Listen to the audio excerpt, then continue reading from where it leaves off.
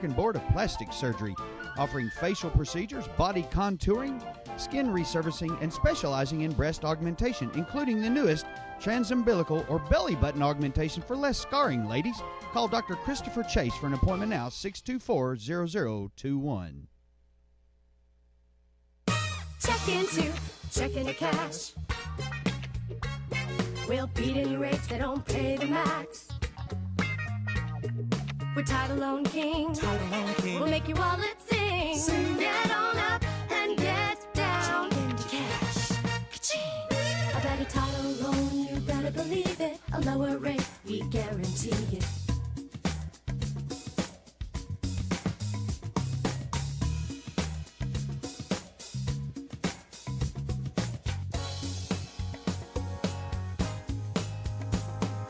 Check into checking the cash.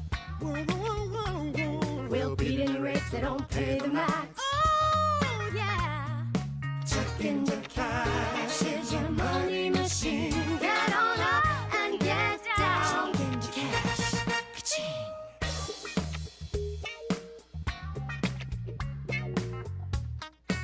Checking and Cash offers title loans up to $2,500 at the lowest rate guaranteed. That's right. Bring them proof of lower rate, and Checking and Cash will beat it. What are you waiting for? Go to checkingandcash.com for a store nearest you. You're listening to Backfire with Steve Hickson on Woo FM. Call 423-614-5553 to join in on the conversation. Now, back to Backfire. All right, guys, we've had kind of a calm morning this morning. One other local, one other local issue here I was reading about. We've opened our phone lines. Let's take a call. Go ahead, caller. I'm glad you're back, Steve. Are you feeling any better?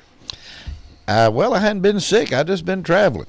Oh, I thought you'd been sick. No, Okay, I wanted to say something about it. I heard on C-SPAN last night. It's one of the party members saying on this physical cliff.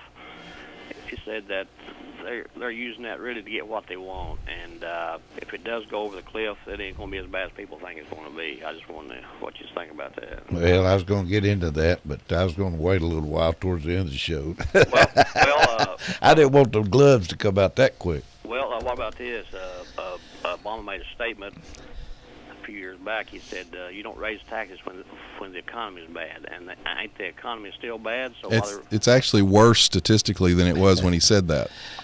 I'm just getting to a point now. I hate even talking about Mr. Obama. I'm going to call him a cheerleader next because he was up in Michigan giving a pep rally for the UAW the other day. I'd like to talk about the Republican Party. Hey, thanks for calling. Thanks for calling. We'll get it started with your comments. I got to say, I have really got to hand it to the Republican Party. All right. I have been so impressed by them this week. Just when I thought they couldn't take things a little farther out into La La Land, they shocked me. I mean, after we spent a year where they managed to offend, let's see, the poor, African Americans, Hispanics, gay and lesbian people, I thought, who's left? This week, they went after the disabled. I mean, what's he talking about? He's talking about the fact that the Republicans didn't agree to cede authority to the United Nations. Here's what we're talking about. No, you're talking about ceding authority to the United Nations. Here's what we're talking about. No, we're not. The United States Chamber of Commerce, amongst disabled American veterans, Black Chamber of Commerce. The entire Chamber of Commerce. Okay. Urged the Congress, the Senate, to pass this treaty that had been negotiated. Why? From their standpoint, it was because it required the rest of the world to raise their standards up to where our standards already are. But it Instead, we went off into La La Land. We didn't go off in La La Land. We did. Franklin, some of us believe in sovereignty of the nation.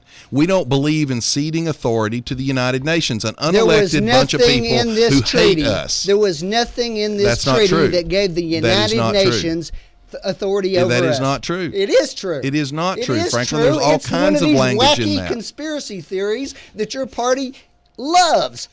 Well, I mean, really, Well, the wait a Chamber minute. of Commerce. Let me tell you We know let me tell how you. wild-eyed liberal they are, right? Let me tell you what I really love. Why? I want to change the subject, honey. Why would our president go to Michigan and do a pep rally for the UAW?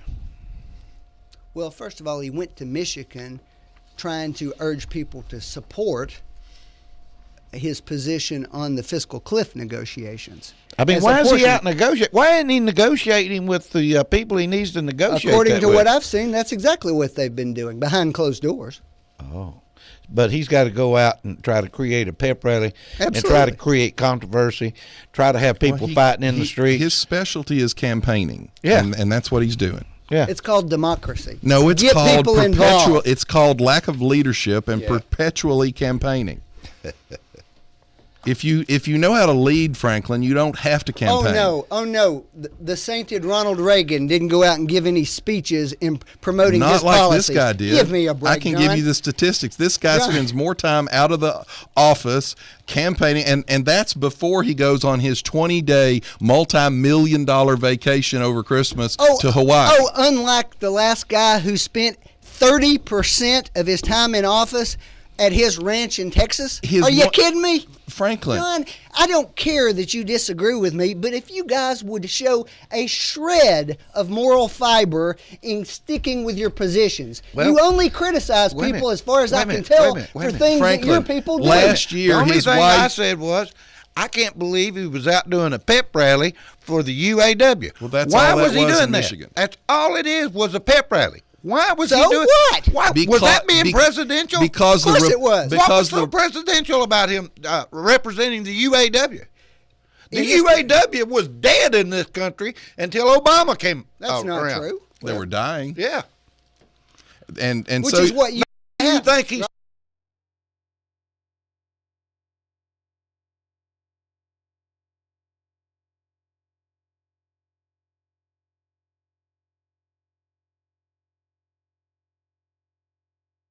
higher in this.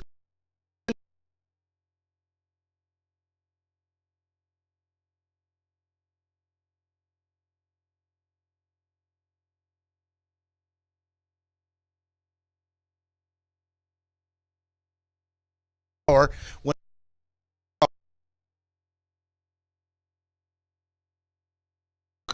they bumped it up and up and up until they bankrupt Detroit. That's right. That's why Detroit is a ghost town. And by the way, the reason Obama was out there was because the state of Michigan has now become the 24th state to have right-to-work laws, where you're actually able to work and join an association of your own free will and not be forced into it. And they're trying to bring work back to Detroit. Let's take a call. Go ahead, caller. Hey, good morning, guys. This is Ed Elkins. Hey, Ed. I initially called to talk about the workhouse. Go ahead. And then I want to come back to the thing that happened in Michigan yesterday. But on the workhouse, there was a meeting the other day, and it was a group of people, the public defender, some people from Rich Kleinman, and several other people that have positions within the judicial system were there. And they are asking that we have a look at having a workhouse. And I think it's not so much to have people get out and just, work, pick up litter and so forth, but there's a huge number of warrants that are outstanding, and there's not much use to serve them, because if they go through the court system and they need to imprison the people, we don't have a place to put them. And if you put somebody in jail for, let's say, not paying their child support and they're not working, what's the chance that they're going to be able to pay it? So the idea was to have a workhouse where the people that's incarcerated there would be allowed to go out during the day to their regular job, and then they come back there and spend the night. And that way they can continue to earn some money to pay off whatever the fines or whatever they owe. And I don't think it's really profitable to have a workhouse to the extent that the county would make money off of it. But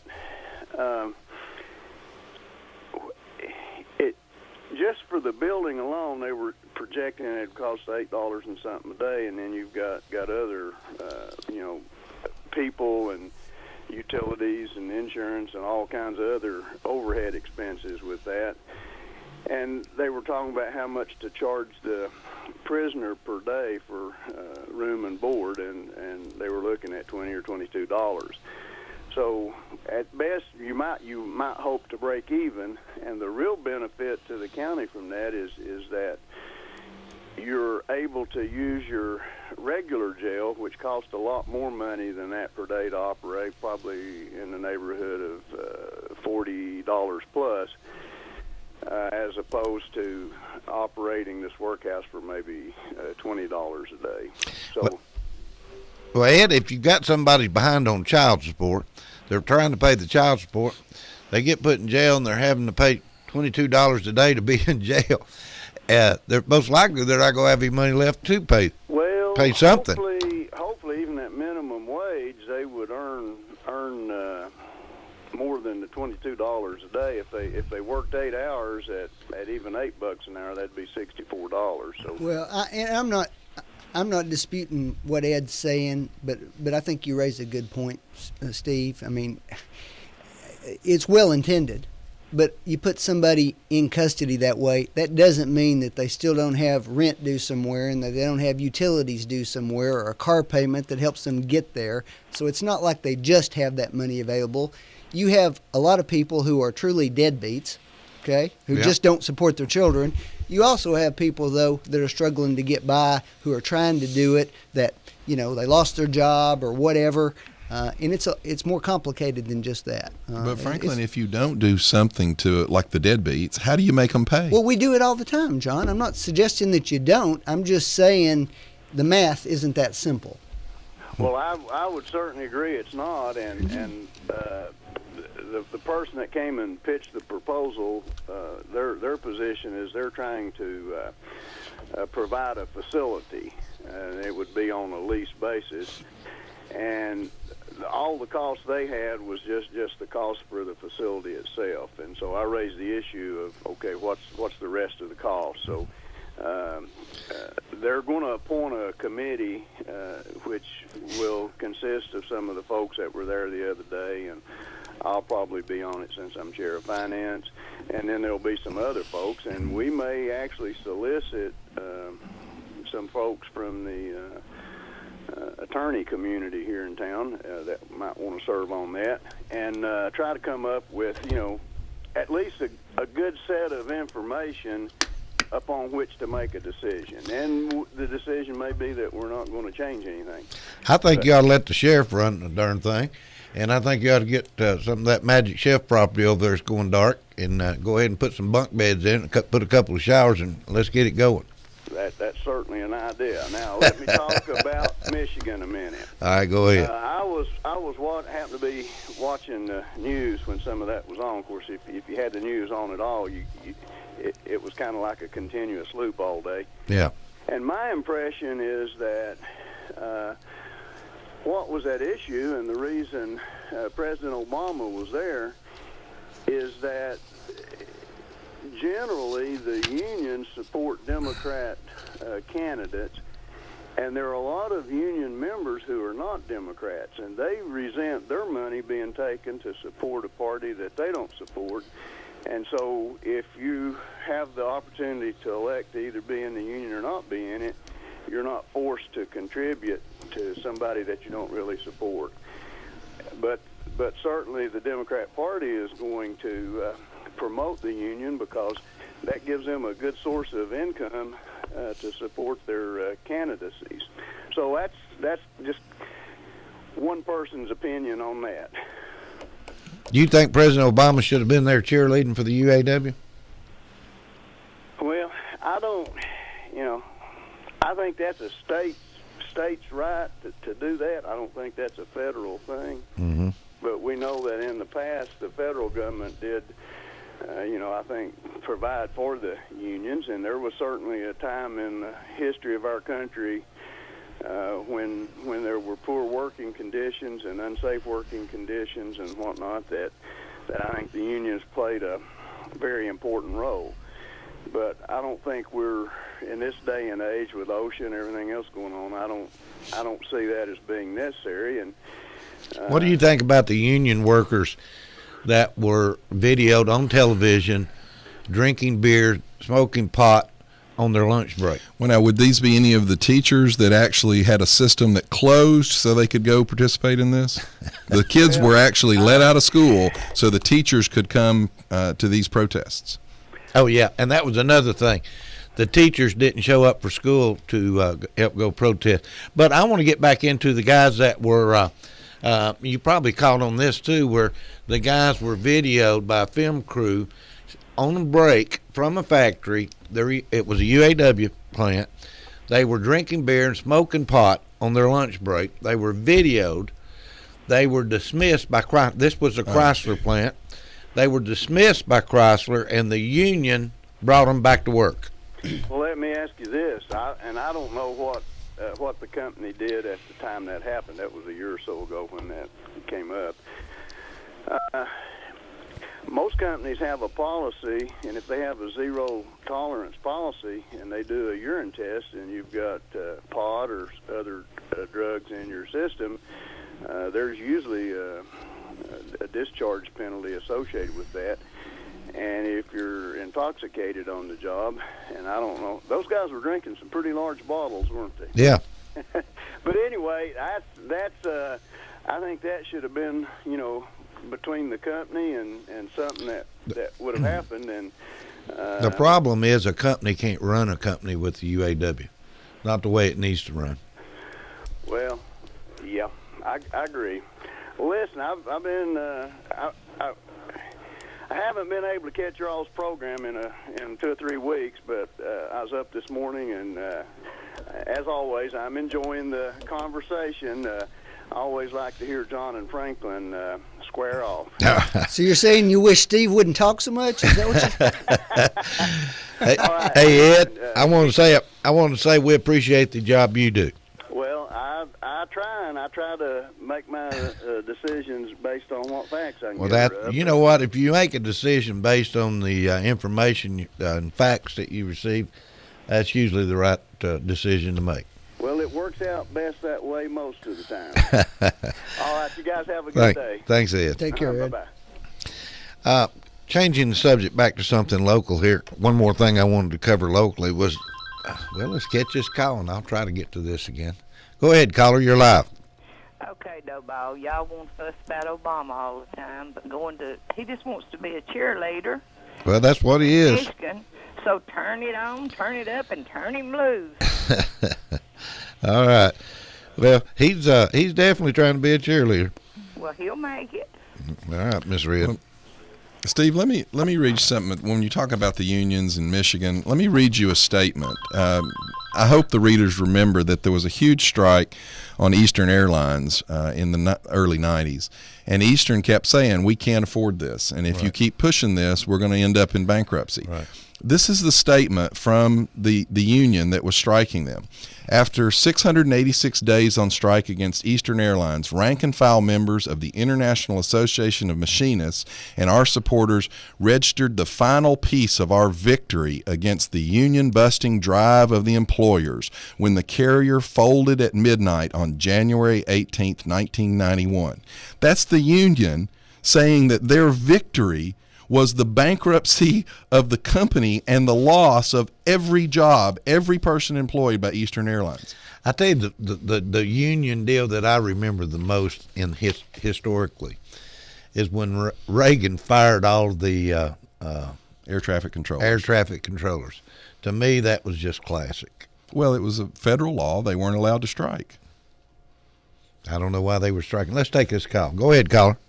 Hey, good morning. Good morning. I believe in a little bit of what each one of you say.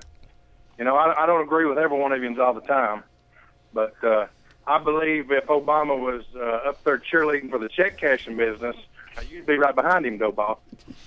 if Obama, well, you know what? He is kind of doing it for us right now. I think I'm not even going to say this. That was a joke, and I'm afraid it'd get out of context. But anyway, I promise you one thing: you won't see Obama cheerleading for anything from a free enterprise. I mean, the point that he's our president. No matter what we say or do, he's our president. For 3 years and how many more days? Well, 4 years. we haven't even hit the 4-year mark. He was elected, so there's more people out there for him than there are against him. Well, that's one of the problems with a direct. That's one of the problems with a direct democracy. Franklin, we weren't founded as a direct democracy. We were founded as a federal republic for that very reason. Well, that's not entirely accurate, Josh. Anyway, you're right. You're right. We're stuck with him for 4 years. You're exactly right.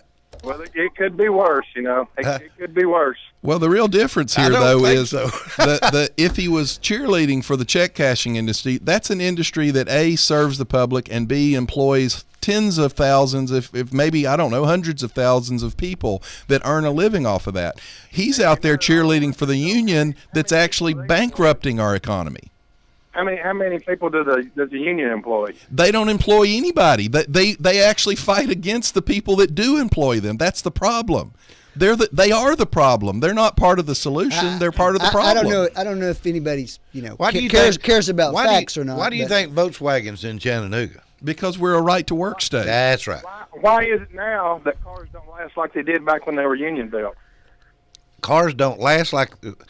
Well, actually, Toyota, which is not union built, is the most reliable, and GM, which is one of the union built companies, is one of the least reliable. Yeah.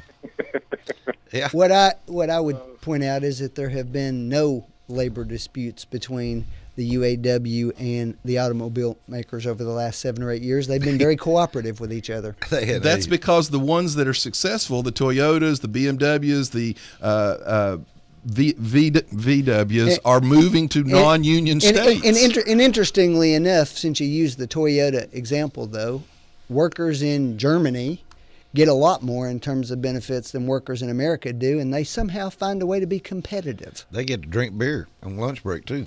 Are you going to talk anything about Jeff Yarber today? Hadn't thought about it. I've been out of town. What's happened? Well, he got a DUI. Oh, Lord have mercy.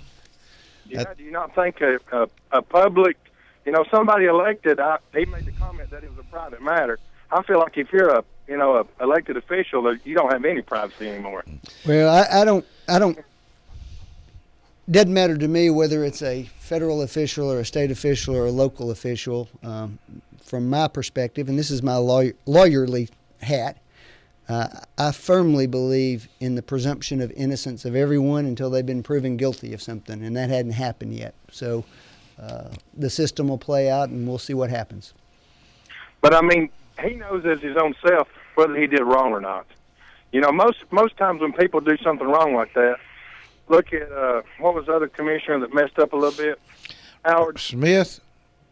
No, the one out 64. What's this? Oh, Howard Thompson, yeah. Howard Thompson, he just went ahead and stepped down on everything. That took a year and a half, yeah, and he was step forced down. out. He was charged. That's receiving stolen goods. There's a little difference in stolen goods and a DUI, I think. Well, there's politicians. There's politicians all over that.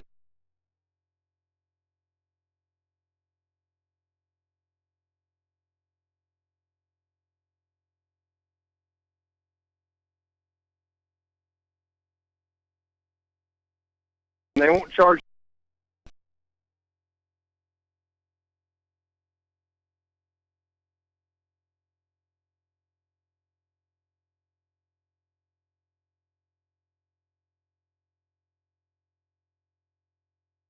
And the car was turned.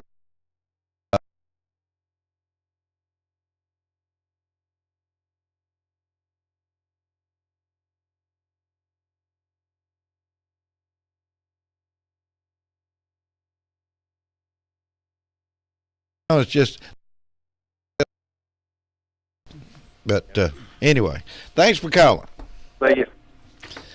Well, we didn't get into, I didn't have a lot to talk about, didn't get into a whole lot, but of all the things I want to talk about, we didn't get to talk about physical cliffs or any of this other good I stuff. suspect we'll have a lot to talk about that next week. I'd say, when does the cliff actually fall? January 2nd. All right. They think there's no physical cliff. That's what the Democrats are saying now. There's no such thing as a physical cliff. Well, it was actually created by the White House. Franklin's getting his coat on. He's sleeping. I thought he'd say one more thing before we left about that. Oh, I just feel the love. Hey, anyway, we've had a good show. Appreciate you guys coming in and doing this. Give us some response back on our Facebook page or whatever. Let us know what you think about us, whether you hate us, like us, or whatever. We'll take your criticism and try to work with it. If you have any questions you want us, or any subject you want us to talk about, send us something on our Facebook. We'll be happy to try to work with that.